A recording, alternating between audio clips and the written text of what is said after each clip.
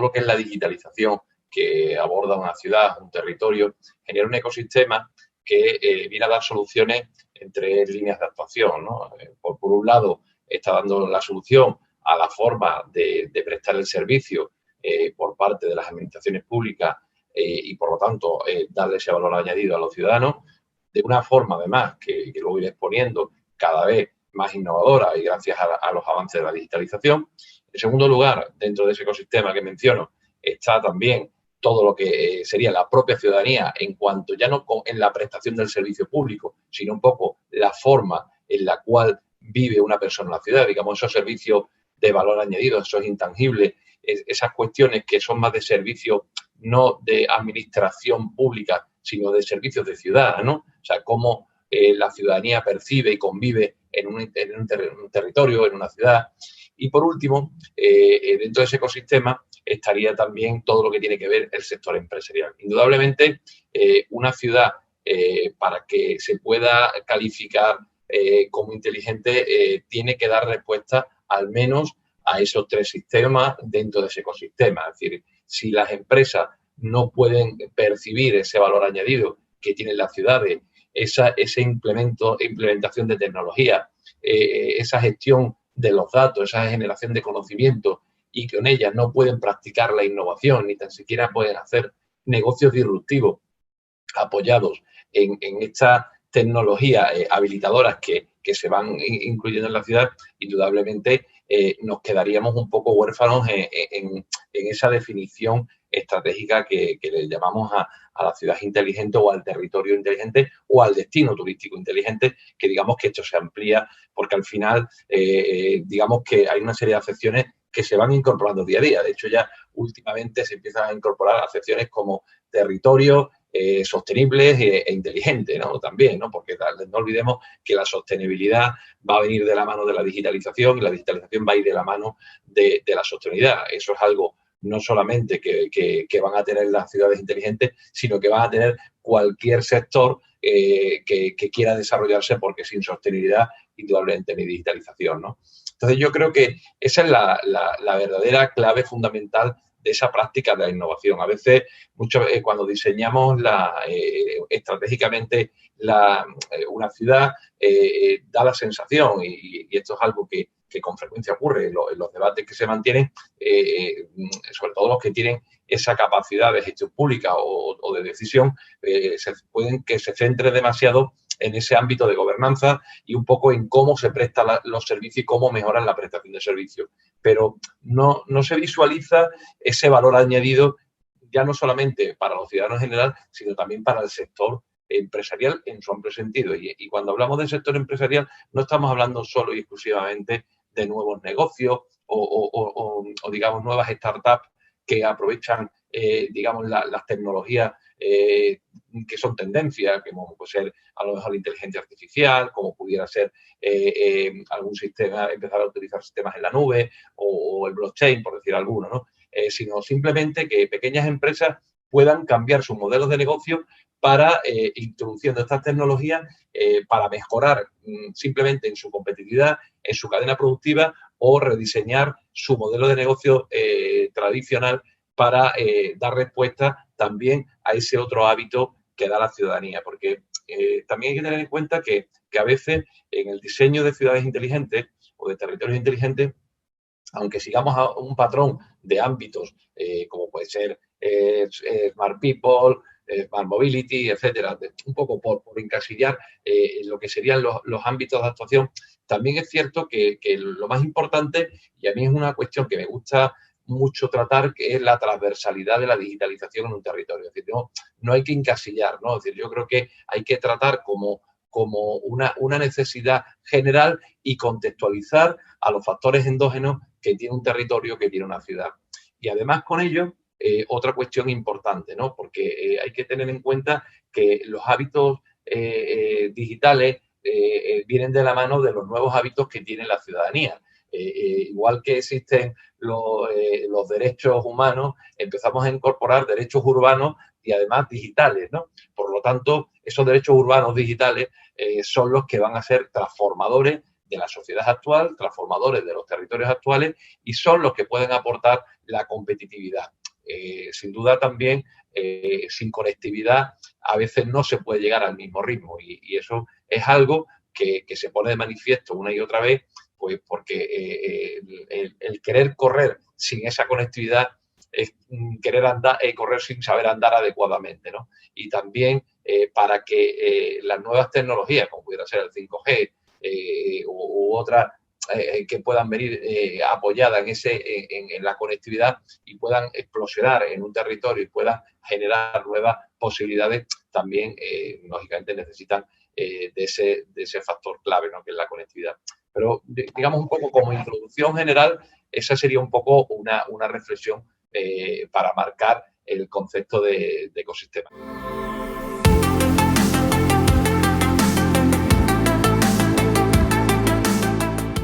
Quizás lo que vaya a decir desde el punto de vista de los datos es algo que ya es conocido, ¿no? Es decir que los datos son el petróleo del siglo XXI, pues indudablemente es algo que ya es por todo conocido y quizás a lo mejor es una palabra que está, o una serie de palabras que están ya manidas, ¿no? Un poco como se suele decir tradicionalmente, pero la realidad es esa, ¿no? Es decir, que sin datos no hay conocimiento,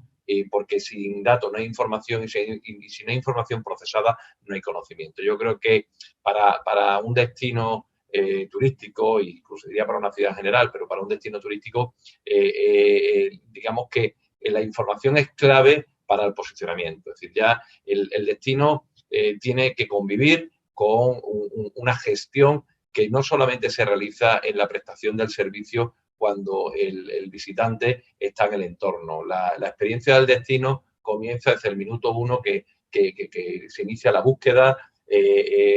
continúa durante la estancia en el destino y termina cuando el visitante puede trasladar cómo ha sido su experiencia y cómo ha sido su vivencia en ese entorno. Y todo eso es un flujo de información constante en forma de datos y además digamos, en sistemas que nos permiten también rediseñar y conocer qué es lo que está ocurriendo. Es decir, antes los datos venían muy estructurados, ahora los destinos tienen la posibilidad de incorporar tanto datos estructurados como no estructurados, datos que pueden venir, lo que son análisis de sentimientos, que pueden venir a través de las redes sociales, el comportamiento de los ciudadanos desde el punto de vista económico, la movilidad. Eso, incorporando además también las soluciones tecnológicas que el propio destino ya tenga, ¿no? Como son pues cualquier sistema de realidad virtual, cualquier sistema de control de aforo, cualquier sistema de gestión de playas, etcétera, etcétera. Todo eso también reporta datos y reporta información, pero lo que es más importante, le da una herramienta que le da en tiempo presente una información, pero de manera indirecta nos da, digamos, al gestor de ese destino un flujo constante de datos que luego pueden ser procesados, que pueden ser analizados, pero que incluso pueden llegar a propiciar una predicción de ese destino, un poco utilizando esa resiliencia que debe tener. Fijaros lo importante que va a ser en los próximos meses, en los próximos años, todo lo que va a ser derivado de la gestión de las pandemias, ¿no? Va a haber una resiliencia sanitaria, pero también va a haber una resiliencia de cómo va a ser el comportamiento, aunque la pandemia poco a poco vaya mejorando. Yo creo que es algo que tienen que superar los destinos, pero también los destinos no deben olvidar que va a haber personas, visitantes, que van a querer una serie de servicios, una serie de informaciones, una serie de datos, y eso nos lo va a propiciar la forma y manera que comuniquemos, ¿no? Y digamos que toda esta innovación que se van introduciendo a modo de soluciones son las que realmente rediseñan la manera tradicional de prestar un servicio al visitante de un entorno, ¿no? Es decir, todas las experiencias las vamos a conseguir gracias a acercar la manera de disfrutar el destino, pues un ciudadano que a lo mejor le interesa cambiar la preferencia de las rutas en función del comportamiento que están teniendo el resto de ciudadanos que están visitando, visitantes que están llegando a un entorno, ¿no? A lo mejor tradicionalmente se hacía un estudio y decía, este sería la ruta turística recomendada. Pues posiblemente a lo mejor las circunstancias climatológicas, las circunstancias de la estación del año o incluso, ¿por qué no?, los hábitos que pueden cambiar o en función del target de edad puede haber digamos, una recomendación de una ruta y se puede personalizar en función del target y en función de cada tipo de visitante, ¿no? Yo creo que los datos permiten una personalización de los servicios y a su vez permiten hacer un análisis de mejora constante al propio gestor del destino, ¿no?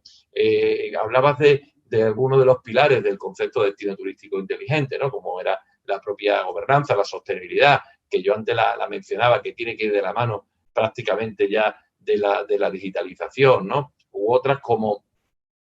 puede ser la propia innovación en general o la propia tecnología, es decir, digamos, hasta llegar a las 5 que pilares en los cuales se asienta el modelo de DTI, que bien diseñó por parte de Segitur y que me consta que conocéis bastante, pues indudablemente son fórmulas para hacer una visión ampliada de los destinos. Y eso, lógicamente, la implementación de oficinas de gestión, de oficinas de datos, Smart Office, Smart Data, que propicie la explotación. Esa va a ser la manera constante, ¿no? Y además con otra cuestión que debe ser clave, ¿no? Que es el concepto de la colaboración público-privada. Es decir, los datos y todo lo que es la información que fluye en un destino tienen que ir acompasados también con todo lo que gestiona el entorno privado. Y eso hay que trabajarlo. O sea, no se puede trabajar un destino desde la prestación del servicio. Yo creo que hay que trabajarlo, igual que hablaba antes del ecosistema que se genera en la ciudad, aquí es importantísimo el ecosistema del destino, también igualmente que se incorpore el sector privado o se incorporen las empresas, pero no solamente las empresas prestadoras de servicios tecnológicos, sino cualquier empresa que esté en el destino, porque sus datos al final van a servir de termómetro para poder tomar decisiones a la hora de gestionarlo. Y la información que tenga un destino le puede ser muy útil a las empresas a la hora de tomar decisiones en la oferta hotelera, etcétera, etcétera. Por lo tanto, todo este tipo de procesos nos lleva a que el que los destinos dispongan de una herramienta que sea una Smart Office o una oficina de explotación de la información que permita visualizar de una manera profesional toda la explotación, todo el análisis de datos e incluso hacer una toma de decisiones importantes, pues yo creo que va a ser la forma y manera y además la conclusión de que los datos no es que sean importantes, que son vitales para además hacer un gasto público y hacer un retorno del gasto público de una manera eficiente.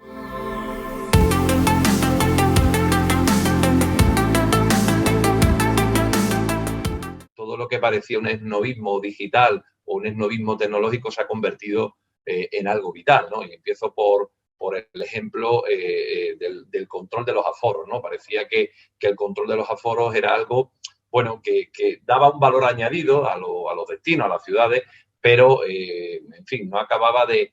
encajar bien qué valor estaba aportando más allá de tener una información añadida a algo que se tenía, ¿no? Sin embargo, una pandemia nos obliga a aforar los establecimientos, a aforar entornos, incluso a aforar ciudades, ¿no? Y en eso, un poco a modo de caso de uso ejemplo, durante este año precisamente de pandemia hemos estado desarrollando un análisis bastante extenso por toda Europa, y bueno, incluso a nivel internacional, y me ha resultado francamente curioso la evolución y la importancia que están teniendo todos los que son los sistemas de gestión y control de aforo de las ciudades como manera no solamente ya de dar respuesta a la pandemia, sino también un poco a la sostenibilidad y sobre todo, y por qué no, también a la gestión de la movilidad de las ciudades, ¿no? En ese sentido, todo lo que son los dispositivos a través de cámaras inteligentes, software que además ya lo tienen embarcado dentro de las propias cámaras, el propio desarrollo de inteligencia artificial y la toma de decisiones, se ha convertido en algo súper desarrollado, muy maduro y que va a hacer que un camino bastante adecuado para gestionar las ciudades, tanto a nivel de ciudadanos que puedan ir por vías públicas, como la propia movilidad a través de vehículos, o, por qué no, en el caso de los destinos, desde un punto de vista en la gestión ya de playas, etcétera, etcétera. Pero bueno, en ese sentido quería destacarlo porque ha sido un análisis bastante extenso y da una visión hacia dónde va prácticamente muchísimos países dentro de este concepto del ámbito del mar, ¿no? Luego, por supuesto, en la parte de la gestión de los destinos, yo diría que uno de las claves fundamentales en las cuales se está trabajando, digamos que en ámbitos europeos y en ámbitos nacionales, son los sistemas de inteligencia turística, ¿no? Yo creo que son fundamentales el disponer de plataformas que al menos arbitren, si no son plataformas transversales de ciudad, sí al menos que se disponga una plataforma de gestión del destino que arbitren unos sistemas de inteligencia turística y que aglutinen todo el conjunto de datos y fuentes de información, tanto públicas como privadas, como mencionábamos antes, que puedan de alguna forma dirigir la gestión de todo el entorno y también, ¿por qué no?, aprovecharse del volumen de datos que pueden llegar no solamente en tu entorno concreto, sino también en el ámbito nacional. De hecho, por ejemplo, y el caso concreto de Europa, dentro de su estructura de fondos, dentro de esta pandemia, pues ha desarrollado un plan que se llama, bueno, hay un plan específico que venía de la nueva programación europea y una parte, unos fondos, los llamados Next Generation, que tienen los fondos de recuperación y resiliencia, destinan una parte muy importante a la gestión del turismo y entre ellos, lógicamente, esa gestión del turismo, la implementación y el desarrollo de tecnologías que permitan, sobre todo, implementar la inteligencia, el análisis de datos y compartir toda esa información. Por lo tanto, yo creo que esa va a ser una de las tendencias que los destinos, de hecho, ya se están empezando a implementar en muchísimas iniciativas que ya están en marcha y van a ser una de las maneras de poder contrarrestar cuestiones muy específicas, ¿no? Y luego, desde el punto de vista global, desde el punto de vista, digamos, de gestión de territorio y de gestión de ciudades, yo destacaría dos, ¿no? Yo creo que la gestión de la movilidad va a ser fundamental, todo lo que tiene que ver en la implementación del vehículo. Quizás no llegaremos al 100% autónomo, pero sí el vehículo posiblemente eléctrico, con prácticamente autónomo, sensorizado, etcétera, y va a ser un poco el gran motor del cambio de las ciudades. Además, eso va a traer de la mano una incorporación también de una manera diferente de gestionar todo lo que sería la logística en general y la logística de última milla, con vehículos sensorizados, con vehículos que van a reportar muchísima información a las ciudades y con ello nos van a permitir que tengamos una nueva forma de entender las ciudades a partir lógicamente, de entender cómo se hace la movilidad. La movilidad nos va a dar el nuevo diseño de las ciudades y ya digo, y sobre todo muy orientado también a la reducción de todo lo que son de los vehículos a motor tradicionales y con una clara implementación fundamentalmente del eléctrico y cuando se desarrolle un poquito más, pues posiblemente el hidrógeno, que será otra de las cuestiones en las cuales se está trabajando y creo que aunque la tecnología no está aún madura, pero sí que llegará. Y luego también pondría otra cuestión como caso de uso desde el punto de vista de la tendencia, es todo lo que tenga que ver con la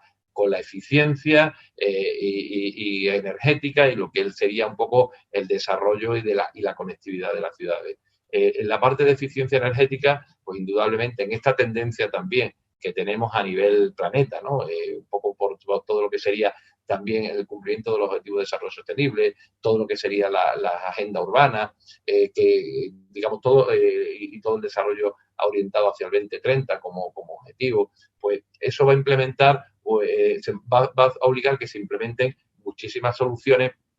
derivada de la eficiencia energética, la reducción de ese gasto energético que tienen y con ello y la implementación tecnológica y sobre todo también el seguimiento a través de datos de todo este tipo de procesos, ¿no? Yo creo que ese sería un tema bastante interesante. Y luego otra cuestión importante que antes lo mencionaba, que era